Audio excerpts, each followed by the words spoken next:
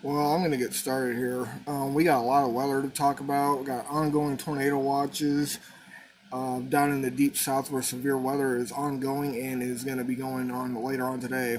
Here we got a tornado watch in effect for the southern half of Alabama, southeast Mississippi, and even into the western Florida panhandle in this area.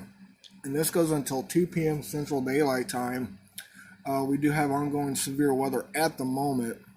But as you can see, we got a moderate tornado threat, EF2 tornadoes possible, a moderate threat, severe high winds, low wind threat of 60 knots, severe hail is moderate, and 2+ inch hail is a low threat. We're also going to check out another tornado watch that is currently in effect, and that does include parts of southern Mississippi into Louisiana. And this goes until 11 a.m. Central Daylight Time. As you can see, all the likelihoods here, all moderate threat except for a low EF2 plus tornadoes are forecasted. And we're going to go to the hazardous outlooks for today. And we still have that the enhanced risk for severe weather that does include parts of Mississippi, southern Alabama, Florida Panhandle, a good portion of Georgia into South Carolina. And this is where the greatest threat for large hail, damaging winds, and even tornadoes are possible. And we're going to actually look at that. We still have that hatched tornado risk of a 10% risk here across that enhanced risk for Savannah, Columbus, Dothan, and just north of Mobile, Alabama. This is the area where a few strong tornadoes are likely or possible in this area. But don't be fooled in here in this brown shaded area. That's where isolated tornadoes are also possible. And we also got a secondary conditional threat up here in this green area of parts of Illinois, Missouri, Oklahoma, very far southeast Kansas, and northwest Arkansas. It does include Tulsa, Springfield, and Hannibal and Jefferson City, Missouri. So don't be surprised if we have a few cold core setups here in this area. And we're also going to look at the wind threat, which is a 45% risk for a damaging wind threat. And I do believe that's associated with a squall line that's going to be coming through the area. So if you're in this area of this 45% risk area, that's not a hatched area, that's just a regular 45% risk. But nonetheless, please be aware that that the squall line could cause very strong, destructive, damaging winds with those storms. And then our hail threat is just a regular 15% risk. Now we're going to move over to Wednesday. Across parts of Georgia and this area here of Alabama, Georgia, parts of the Carolinas, and even in the Tennessee area where that enhanced risk is.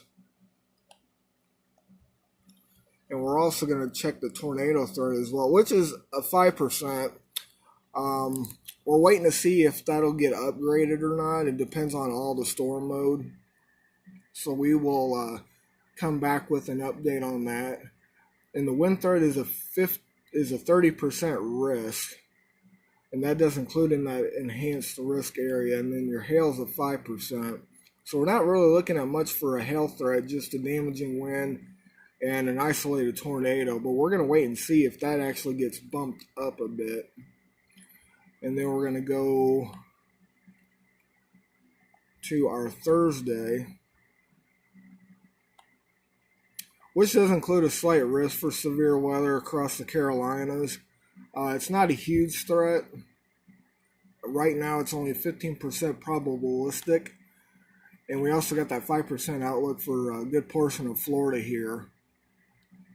But we'll keep an eye on that and see if that gets updated.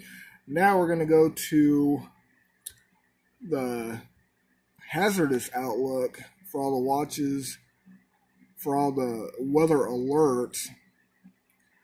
that are currently in effect, and we got a plethora of red flag warnings, high wind watches, all kinds of stuff going on here across Texas, all the way up to Montana.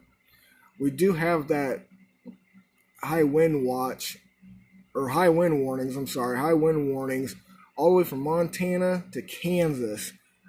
With this storm system is going to be bringing a lot of wind, and we're going to actually go here to where the high wind watch is, and the red flag warnings do include Mitchell, Chamberlain, Lake Andes, Pierre, Murdo, Miller, and Huron, where red flag warnings are in effect. And we could also be dealing with some snow as well, and I'll let you have a look at this really quick.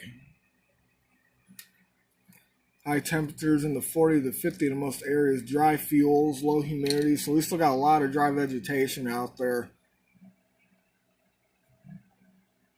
It's going to pose a major threat for fire danger here. And we also got the snowfall. Now, it's not relatively high amounts until you get up to the northeastern portions of South Dakota. But with the combined winds, we could be dealing with visibility issues, such as blowing snow and maybe even drifting snow, especially up here near the Britain, the Sisseton area. Anything from Watertown all the way up to Britain could see the highest snowfall totals, and that's in the plateau area. They do get a lot of wind up there, so that's why the high wind watch is in effect. But anywhere from Brookings north is the highest snowfall totals.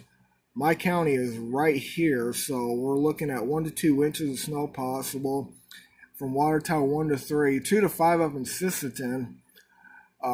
There's going to be an area where it's probably going to have an enhanced snowfall, I do believe.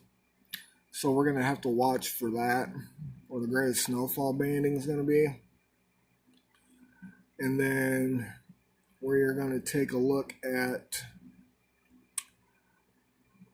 the high wind alerts, high wind warning.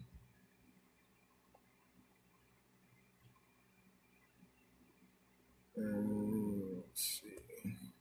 Because we're going to be dealing with a lot of wind out of this too. Strong winds today.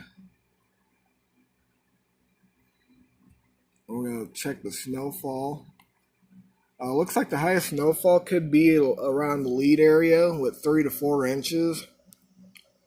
And then our strong winds are going to be really cranking up here in the western South Dakota, especially up in the Buffalo Ridge area, close to 80 mile an hour winds. And this is in far northwest South Dakota. So anywhere from Buffalo, Hoover, Union Center, Wall, Phillip, Rapid City even is going to see some strong winds out of this system coming in. But anywhere in this area too could see strong winds as well. But if you're in this red area, if you drive an 18-wheeler, you might want to hold off on your deliveries or even high-profile vehicles, because these winds can really topple over a high-profile vehicle, especially up here in this area or even in any of these areas here. Strong winds today still got that 70 mile an hour plus winds up here in Buffalo and Hoover. So if you're like in these areas, please be aware of that. And critical fire danger, got the red flag warnings all across these areas. Many locations are in these drought conditions still, consistent drought conditions with this drought that we've been dealing with. We also got that severe weather across the deep south. These red flag warnings all across Texas, Colorado, parts of Kansas, South Dakota, northeast Nebraska. So this system is going to be propagated with these alerts. So we're going to have to watch it and see what happens. I will be out this week covering the snow.